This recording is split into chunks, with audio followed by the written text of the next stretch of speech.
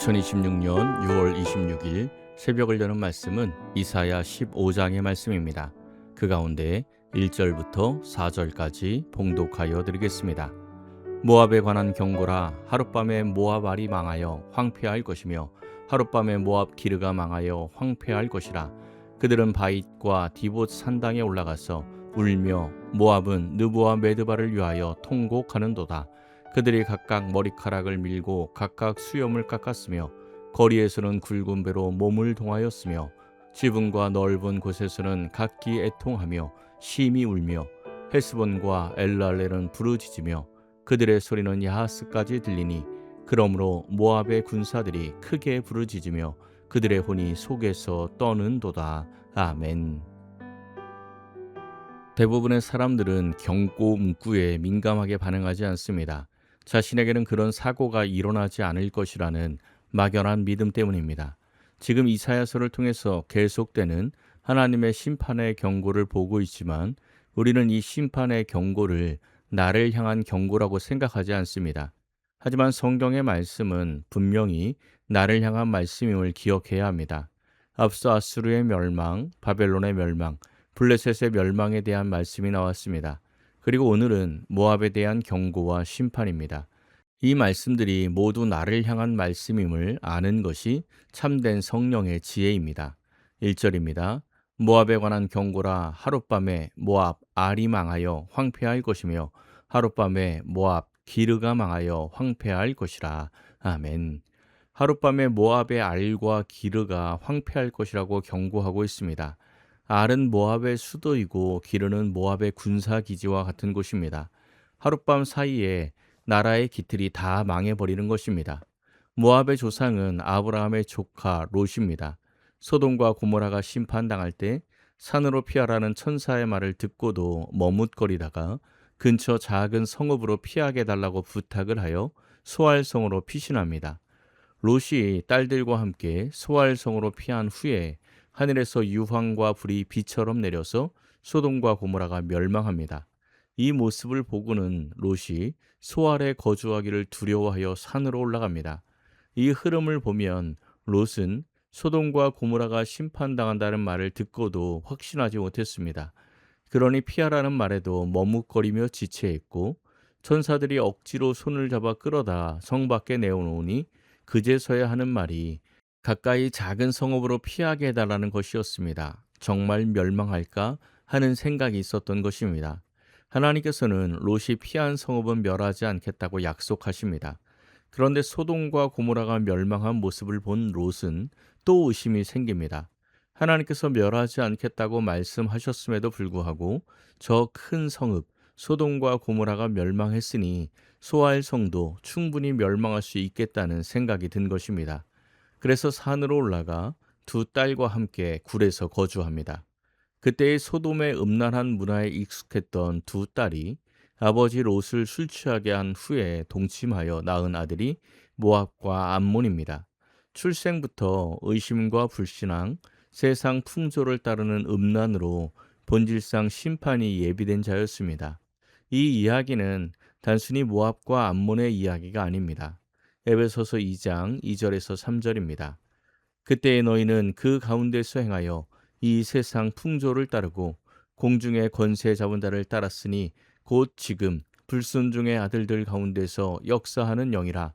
전에는 우리도 다 그 가운데서 우리 육체의 욕심을 따라 지내며 육체와 마음에 원하는 것을 하여 다른 이들과 같이 본질상 진노의 자녀이었더니. 아멘. 우리도 역시 본질상 진노의 자녀였습니다. 본질상 진노의 자녀가 어떻게 이 자리에 앉아 있습니까? 에베소서 2장 4절에서 5절입니다. 긍휼이 풍성하신 하나님이 우리를 사랑하신 그 큰 사랑을 인하여 허물로 죽은 우리를 그리스도와 함께 살리셨고 너희는 은혜로 구원을 받은 것이라. 아멘. 이 은혜를 기억해야 합니다. 하나님의 큰 사랑으로 인해 본질상 진노의 자녀인 우리가 그리스도와 함께 살아가는 존재가 된 것입니다. 생각해 보면 모압 족속은 본질상 진노의 자녀들이었지만 하나님께서는 그들을 계속 보호하여 주셨습니다. 출애굽 때에 하나님께서 모세에게 하셨던 말씀입니다. 신명기 2장 9절입니다. 여호와께서 내게 이르시되 모압을 괴롭히지 말라. 그와 싸우지도 말라. 그 땅을 내가 내게 기업으로 주지 아니하리니 이는 내가 롯 자손에게 아르를 기업으로 주었음이라. 아멘. 가나안 땅과 인근의 모든 이방 족속들이 이스라엘에 의하여 정복당하고 있을 때 하나님께서는 모압을 보호하여 주셨습니다. 그런데 모압은 이 은혜를 깨닫지 못했습니다. 민수기를 보면 발람을 매수하여 이스라엘을 저주하려 하였고, 열왕기서를 보면 주변 국가들과 연합하여 이스라엘을 괴롭혀 왔습니다. 끝까지 사탄의 도구가 된 것입니다. 결국 마지막 심판을 피하지 못하게 됩니다. 5절입니다. 내 마음이 모압을 위하여 부르짖는도다. 그 피난민들은 소알과 에글랏 슬라시아까지 이르고 울며 루힛 비탈길로 올라가며 호로나임 길에서 패망을 울부짖으니. 아멘. 이사야 선지자가 하나님의 마음으로 모압을 위하여 탄식하고 있습니다.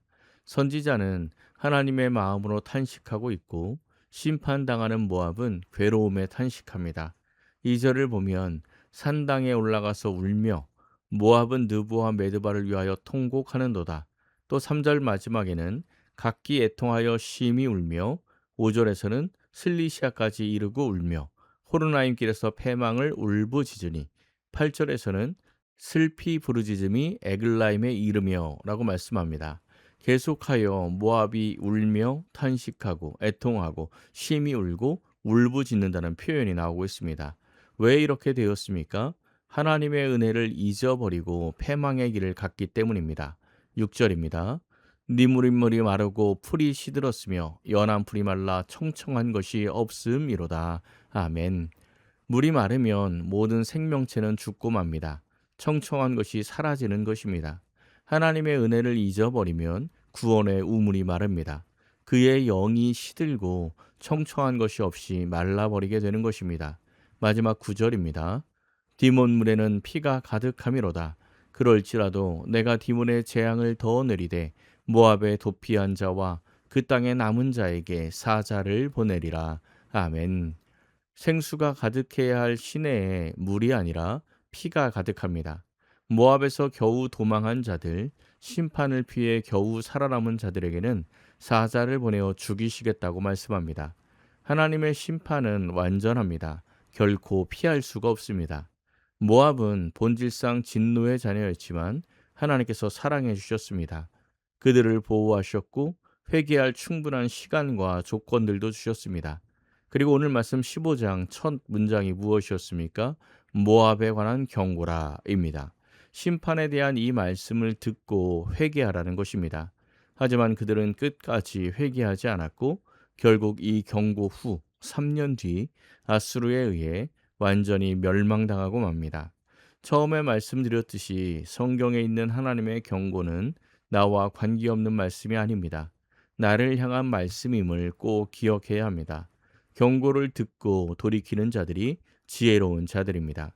경고를 듣고 하나님께 피하는 자들이 지혜로운 자들입니다. 오늘 하루 모압을 향한 경고를 나를 향한 경고로 듣고 겸손히 하나님 앞으로 피하여 삶 가운데 애통함과 울부짖음이 사라지는 복된 성도들이 되기를 예수님의 이름으로 간절히 축원합니다. 기도하겠습니다. 사랑의 하나님 감사합니다. 이 한 주간도 말씀과 기도로 보내게 하시니 감사드립니다. 말씀을 들을 때마다 준엄한 하나님의 경고의 음성을 듣는 지혜자가 되게 하옵소서. 패망으로 인하여 울부짖고 애통하는 삶을 살아가지 않도록 날마다 깨어 기도하게 하시고 날마다 주의 십자가 아래로 피하는 복된 성도들이 되게 하옵소서. 오늘 하루도 하나님과 동행하며 손이 수고한 대로 먹는 복되고 형통한 하루가 되게 하옵소서. 모든 것을 감사드리며 우리 주 예수 그리스도의 이름으로 기도하옵나이다. 아멘.